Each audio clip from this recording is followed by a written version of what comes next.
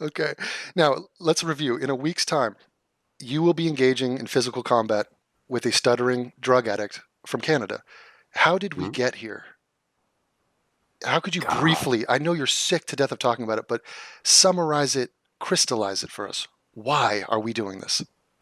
Well, this grand journey began. Everybody, like, I don't know. This may be easier to summarize it with just say that one day there was this stream last November where I'm talking to, I think, Johnny Fox. He just showed up on the stream. I would do a stream. It's just a morning show. People come in and talk. Mundane Matt shows up.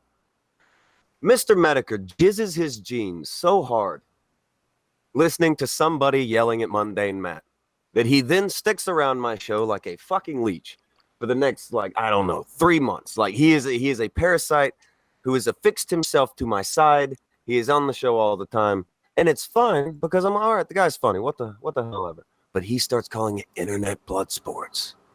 Starts trying to paint this. This is the pinnacle of everything.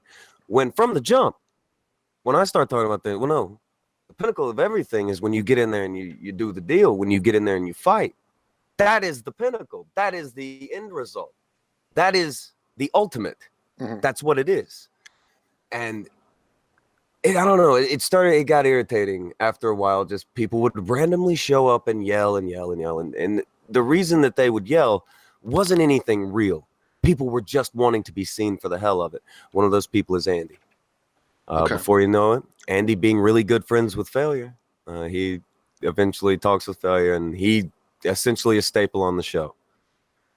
Whenever Andy fell on hard times after losing JF as a co-host, kind of needed a financial boost, and I'm not exactly hurting, so I was like, whatever, we can go over it on Andy's channel. We'd been flagged off of my channel. We're doing stuff on Failure's channel, and okay, we'll go to Andy's channel. We'll do things there for a second. One day, Andy makes almost 2K. The next day, he'll make like 7K. Or not 7K, but 700. Mm-hmm. One day, he made $250. You have never seen a man freak out so much. This is the end. The sky is falling. This is not going to work anymore. Da-da-da-da, da-da-da-da. And I'm just thinking, especially here recently, I bet that boy would kill for a $250 day these days. Mm-hmm. But at the time, that was enough. He was just like, all right, we're not gonna do things anymore. I said, okay. And so the show wasn't over there anymore. I started doing the show over on another channel. We're moving along. We're doing our own thing. That wasn't enough. Andy still wanted to bother with me through the summer, and he started to get a bad reputation. He started getting talked to by a lot of the people who were a little above him that he had good feelings about. He kind of wanted to be in these people's good books. Mm-hmm. They started telling him, you're acting like an idiot. You're just looking like an idiot right now. And eventually he comes to me, and I exaggerate not one bit. Andy Warski was crying in a hangout with me and Failure, begging for my forgiveness. Mm-hmm. To make things easy on people like Failure and a bunch of the other kind of smaller people around me, and knowing how Andy is just ridiculous, and as you've seen, we'll send people to just annoy the piss out of everyone. I was like, all right, fine. Forgotten. Go do you. I'll do me, whatever. Failure thanked me for it. Everybody was glad about this because it just made life easier on most. He had apologized. We thought he was done. He is planning to go do his hype break thing, had a bunch of other projects lined up. Everything's kosher. Well, these things start to fall through. Namely, Hype Break did not get monetized when he thought it would get monetized. So he starts streaming again, and all he has is trying to start some shit. Drama. So yeah, money. That's the only thing he knew. Money was tight, and then didn't his roommate leave, and then there was a money issue there, and the numbers were dropping. He broke up with his girlfriend, got back with his girlfriend like 2 or 3 times within the space of a month. His side chick dropped all of their DMs on fucking Twitter. Mm-hmm.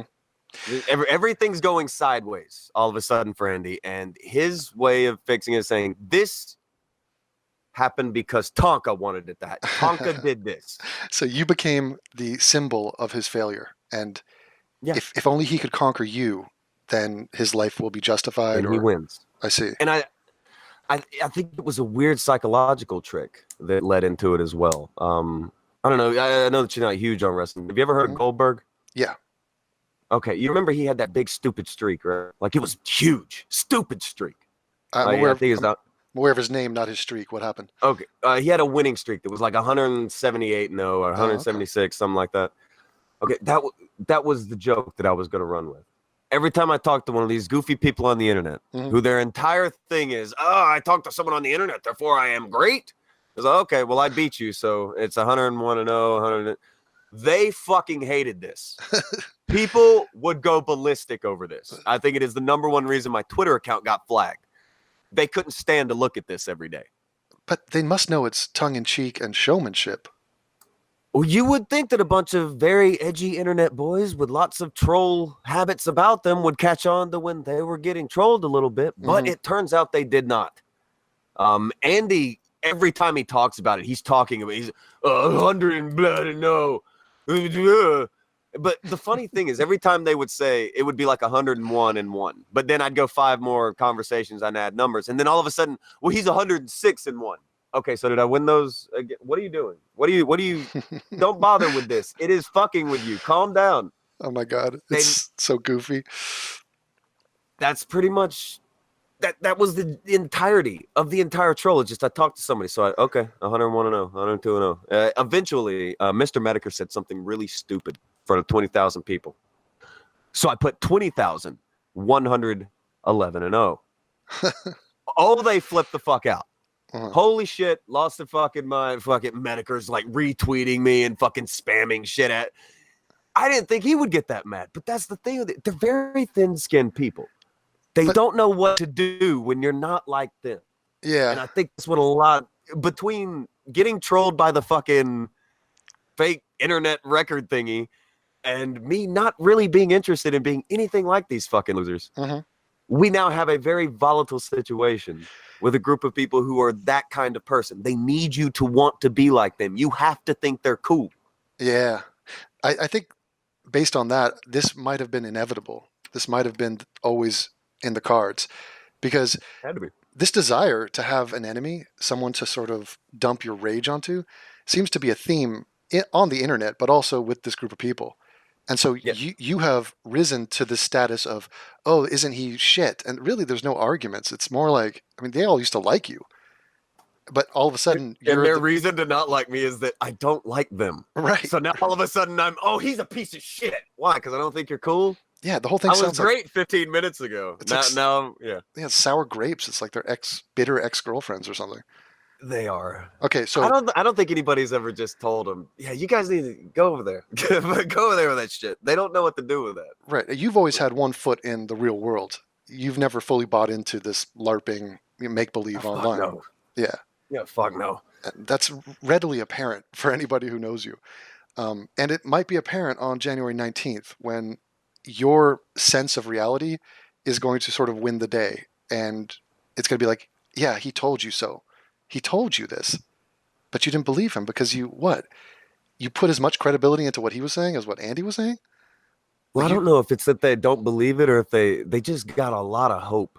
yeah, I mean, this feels like the late 90s when you're throwing up every tin can you can just because he's a white guy who could stand a chance against Tyson. yeah, the Great White Hope.